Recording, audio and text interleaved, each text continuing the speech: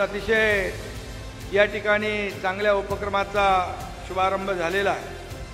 मी आपल्या सगळ्यांना मनापासून या ठिकाणी शुभेच्छा देतो की अतिशय भरगच्च असा हा कल्याण डोंबिवली महापालिकेने कार्यक्रम घेतलेला आहे।